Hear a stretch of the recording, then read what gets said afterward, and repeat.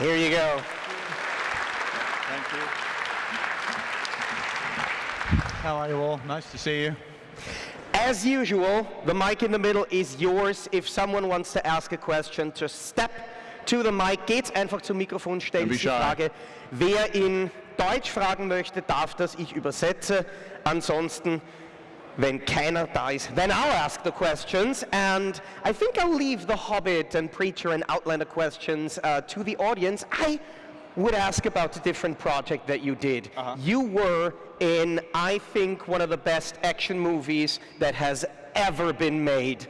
You were in John Rambo, and I love that film. John Rambo, yes, yes. Well, what would you like to know about it? The thing is, Rambo is such an icon. Yeah. And the fun thing is, in America, the first movie was called First Blood, but in Germany, it was always called Rambo. Oh. So when First Blood Part 2 Rambo came out, it was Rambo 2 here. So kind of confusing, but for the fans, it's an amazing franchise. Yeah. So were you a fan of the Rambo series before you? Yeah, I was a huge fan of Rambo. I kind of grew up watching Rambo movies. The story of that really was I had moved to Los Angeles. And I had given up, weirdly enough, I'd given up being in the Lord of the Rings musical. I was going to be in the Lord of the Rings musical in London in the West End. I was going to be playing Saruman, yes, the evil wizard. But fate had other ideas, and I ended up moving to America. And the week after I arrived, I got an audition for Rambo, John Rambo, as you call it. And I went to the office, and I was in there waiting, and I was looking around, and then I became aware that all of the posters in the office were of Sylvester Stallone. So there was a picture of Cobra, there was a couple of more Rambo ones, there was Rocky, and then it dawned on me that I was in his office, and I had no idea. I had no idea. So I was sitting there taking this gigantic fact in, when this shape loomed up next to me and just went, "Hey, how you doing?" And I looked up, and there he was. There he was. And, you know, you'll have to excuse my swearing, but all I could think was, it's fucking Rocky. It's fucking Rocky. And I think I tried to stand up. And I wanted to say something, but all that came out was, just gibberish, complete gibberish. And he said, "Good luck, good luck," and he walked away. And then I did the audition, and it went well. And I went home, and I got a call later that day saying that they wanted me to be in the movie. And I flew out to Thailand, and that was 4 months of the most extraordinary, intense, hot, uncomfortable experience that I've ever had. But it was an amazing experience. That guy, nobody works harder than Sylvester Stallone. He's like a machine. You got to remember, at the time, I think he was 62 when he made that movie. And he was sprinting like a 25-year-old. And you were effectively directed by Rambo. I mean, he directed it as Rambo. So there was no chance that you could ever say that there was anything wrong with you. But at one point, he impaled one of his biceps with a piece of bamboo. It went through his arm when he was doing a stunt. And he stood there with this hole in his arm. And he went, "Hey, check it out." And everyone was going, "My God, Sly, you need to go to the hospital. You need to go." No, it's okay, don't worry about it. And I knew from that moment that you could never complain. Never, about anything. I think I pulled a muscle at some point in my calf. There was no way that I could say, "Actually, do you mind if we don't do any running in this scene? Because I've got a bit of a sore calf." Because he would use expressions like, "Man up," with no irony at all. He would just be like, "Man up. What's the matter with you? Toughen up." And yeah, he absolutely remarkable experience. I loved it. I kept a journal during the making of it. And there are things that he said that you couldn't make up. They're absolute. One day I'll write about it. It really was an extraordinary time. Like, can you give us an example? Oh my God.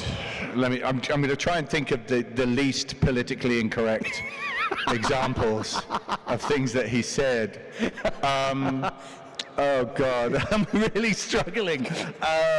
Let me think. Okay, well, to give you an example, he hated sound men. People did the sound on films. He hated them for reasons which I won't go into now, but he had an experience with a sound guy once, way back, and it left him hating them. That's all you need to know. So, every time the sound guy we'd do a take, and at the end of it, the sound man would say, Sly, that wasn't really very good for sound. Sly would literally go, who the fuck asked you? Shut up. You know, it was, so this poor sound man kept trying to do his job. And on one occasion, we were standing on pontoons on a river, and the sound guy had to come and mic us up, so he had to put microphones on us all. And he had to put them like around our ankles, the pack, the microphone pack, and then put the actual mic on our bodies. So he was on pontoons like this, trying to do it. He slipped at one point and fell, and his leg went through a gap between the pontoons, and the wood of the pontoon literally scraped all the flesh from the front of his shin. Okay, so there was just blood everywhere, pouring with blood, and you know, you could see his bone, his shin bone. And Sly was standing there, waiting to get mic'd up, and he looked down, and the sound man didn't complain. You know, he wasn't going, oh my God, I need to get a doctor. He just took it, right? He took it, and to Sly, that was the ultimate test of your manhood. And so he looked down at him and he went, yeah, that's gotta hurt. Yeah, good job, okay. And from that moment on, he respected him. They were like best buddies after that. They loved each other. And it was just, he probably injured himself deliberately, actually, now I think of it. He probably just thought, the only way I'm gonna get any respect from this man is if I effectively chop my own leg off below the knee. And then he might look at me and go, yeah, you're okay. You're not such a pussy after all. Yeah, but he was great. And that's the mild one. That's a mild one. So you can only imagine what the other stuff was like. Anyway, that's Rambo. You really have to leave this diary somewhere so I can sneak a peek. He's and I have to say as well, an incredible sense of humor. Very, very funny. He once accidentally chopped the nose off a pig. And, you know, I mean, it could have happened to anyone. I mean, we've all been there with pigs. Nearly one moment you're just chatting away to them, the next you're just chopping their nose off accidentally. And Sly did this. He was, the pigs, we had these pigs that were supposed to be eating this corpse. You know, it's Rambo, so that's what happens in Rambo movies. Corpses get eaten by pigs. And he's, and the pigs are supposed to be eating, and they're not eating enough. So Sly's saying, we need more food for the pigs. We need more food. So he gets hold of a load of food, and he just grabs the hoe. You know what a hoe is? You know what a hoe is? And gets it, and he starts chopping the food up in front of the pig. And then the hoe just goes straight through its nose. Right. Takes off the front of it. And the assistant director goes, oh my, Sly, you've really quite severely injured the pig. And he looked at the pig and he just went, sorry. And the guy said, well, we need to do something. This is terrible. He said, listen, I guarantee you that pig will be back to work tomorrow morning. It'll be fine. And it was. It was back. So that's Sylvester Stallone, an extraordinary man. Do you still remember the toughest scene that you had to shoot, like physically or acting-wise? In Rambo. In Rambo? stick with it. In Rambo, well, yeah, I mean, there were quite a lot of tough physical scenes, but I suppose at one point I had to do one sequence where I roll over, we're about to be shot, he opens up with a 50 caliber machine gun, I'm injured, I roll over to the side, I tourniquet my own leg with a belt, I headbutt someone to death, then I grab an AK-47, climb up a hill, go behind a tree stump and start shooting the bad guys. And this was in one take, one continuous take. And it was getting very late in the day, it was the last shot, and I'm going over in my mind what I have to do. So it's like, okay, roll over, get your belt, tourniquet your leg, fall down, headbutt the guy to death, grab the gun, go up the hill, start shooting people, okay, going over and over. And I'm getting ready, and I hear Stallone from the Video Village way, way back, and he says, "Hey, Graham. And I'm like, yes, Sly, because I think this is one of the great action stars of the 20th century. He's going to tell me something to unlock this scene for me. And he just says, "Don't fuck it up." Yeah, that's what it was like being directed by Stallone. But that was uncomfortable. Being behind the tree stump, they'd moved the tree stump. And the tree stump, as I was rehearsing, I became aware that it was alive with red ants, these biting ants that you get in Thailand. And I was looking at them, and the crew were coming along, and they were sort of trying to stomp on them and everything like that. And Stallone was just going, "What are you doing? They eat dirt. They're fine, this is not going to bother them." And then I became aware that the ants were, underneath the ants, there were little tiny scorpions. So it was an ant's nest on top of a scorpion's nest that had been moved to create this tree stump. And I obviously thought, well, we're going to be moving the stump because this is very, very dangerous. And Sly just went, "Don't worry about it, it'll be fine." And so if you ever watch that film and see me behind a tree stump, just know that I am surrounded by biting ants and scorpions. Yeah. That is amazing. I think that's all the time we have for John Rambo, but we have questions for the audience. We have 10 minutes left, so use them wisely, please. First of all, I love Men in Killed, of Thank course. you. And my question is, in which country do you want to travel, or is on your bucket list, country or cities? Which countries in the world I'd want to travel to? Yeah. Yeah, or good question. Good question. There's a couple I'd love to go back to that I've been to, Japan and India, which are, for me, in terms of the traveling I've done, the most unique in terms of their cultures, in how different they are to the culture that I'm used to. India, with its colors and its sound, and it's just like going to another planet. And Japan, in a similar way, but different. You know, they are very, very, very different. But countries I've not been to, Iceland, I've always wanted to go to Iceland. Always, ever since I was a child. And Brazil. I've always wanted to go to Brazil. I think I love the name Brazil.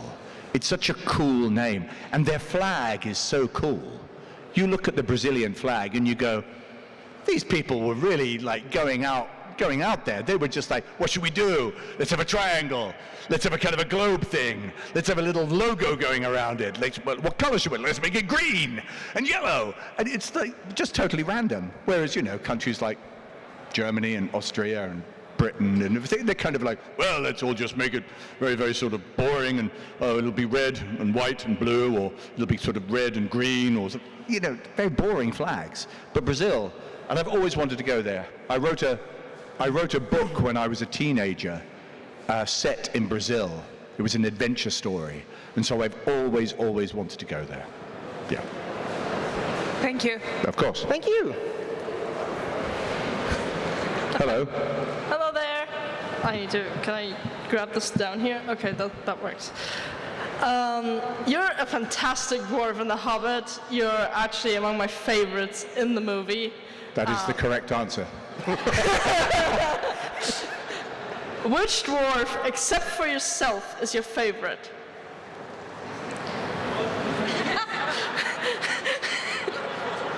I mean, were there any other dwarves? My favorite. Well, I always had a huge soft spot for Ori, because Ori was so different to all the other dwarves.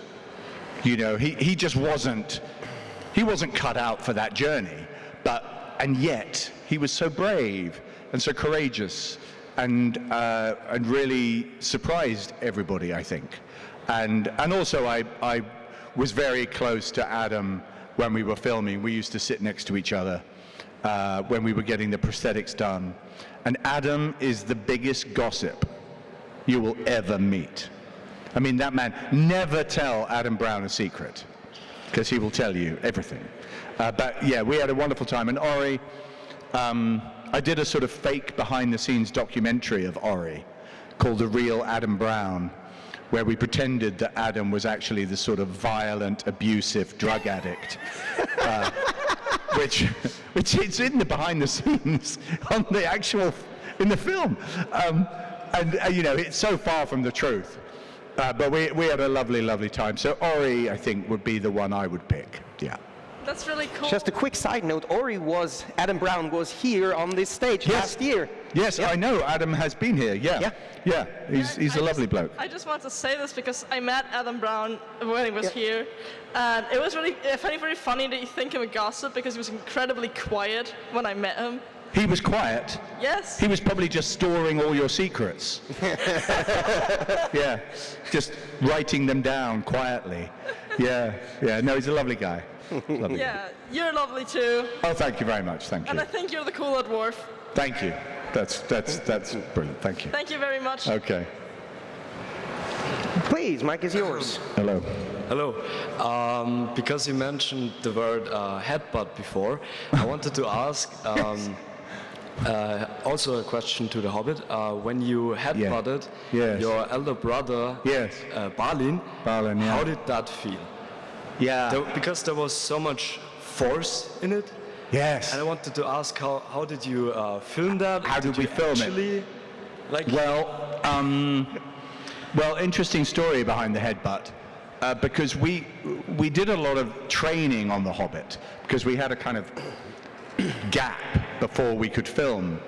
We had about 2 or 3 months where we were doing physical training, stunt training. We were learning the Dwarvish language, which I have to be honest, I didn't really retain any of that, just in case any of you are expecting me to start speaking Dwarvish. It's not going to happen. And dwarf movement was one of the things we did. And part of dwarf movement was how would dwarves greet each other? And, you know, we came up with all sorts of things. And one of them, I remember Richard and I did this sort of heel clicking thing together. We sort of like banged each other's heels, which, you know. And 99% of these were never, ever used, right? But one of them was a headbutt.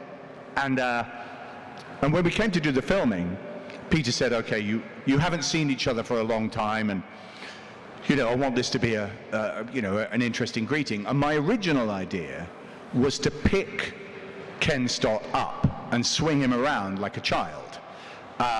Because Ken, I mean, at that point, you know, that was the strongest I've ever been in my life. And so I could pick him up and just sort of throw him around. And we did it on the rehearsal.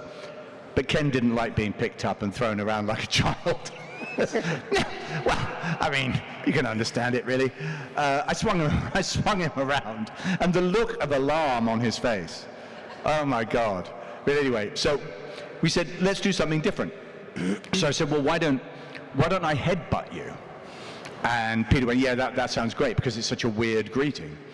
And the way you film it, it's very simple in a way, is because you cheat it. So if that's someone's head, you don't aim for the head, you aim past the head.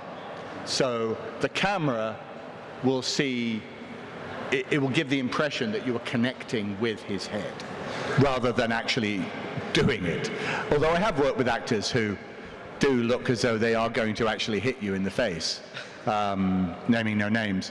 But that is how we filmed it. So it's a cheat. It's the same with any punch. It's the same as any punch.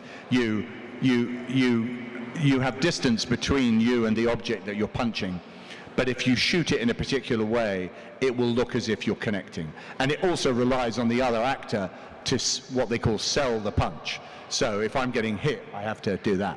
So, yeah. It's just smoke and mirrors, yeah. Okay, thank you. Of course, yeah. Thank you. Do we have another question from the audience? Yes. Come on. Great. Look, a man with a huge beard.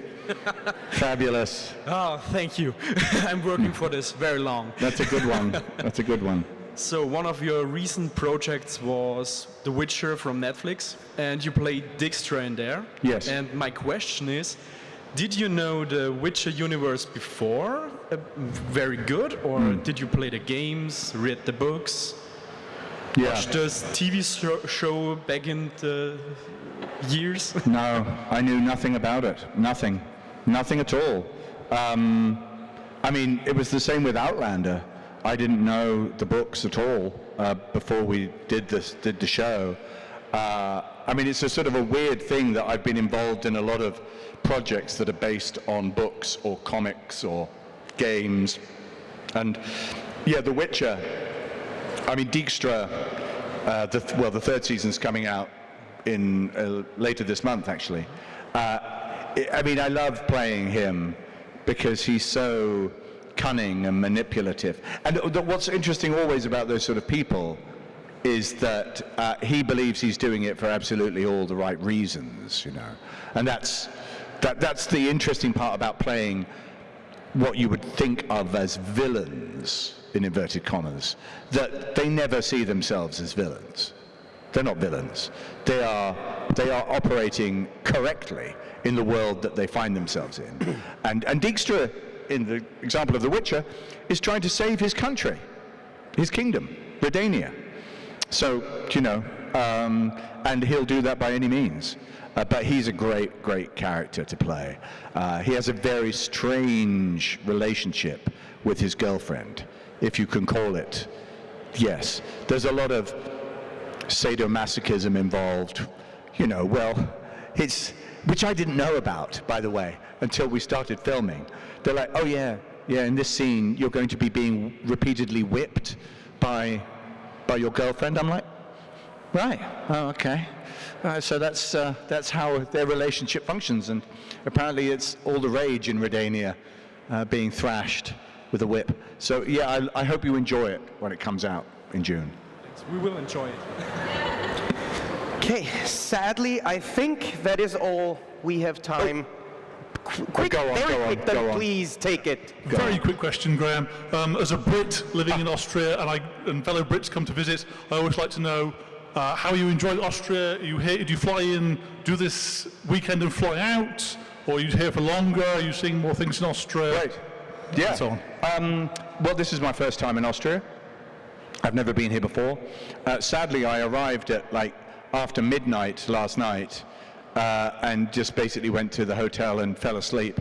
And I've been here ever since. So I'm going to go out this evening and try and see what Wels, I hope I pronounce it correctly, has to offer. But in terms of Austria, I won't see much this time, but I am coming back late September to do a film in Austria, which is, I believe, filming just north of Salzburg, near one of your many beautiful lakes. Mm-hmm. And it's where, not that apparently no Austrians know anything about the sound of music. It's just like a kind of joke in Austria, I think. You know, the sound of music, you know, what's that? But it's where it was filmed, near there. But the fact that you don't know anything about the sound of music means that you won't know anything about what I'm talking about. So, I'm coming back. So I'll be here for a few weeks, and I'm really looking forward to getting to know the country more. Yeah, for sure. Great. So sadly, that is definitely all we have time for today. It's a tragedy. You have been amazing. This is your applause. Graham McTAVISH. Thank you.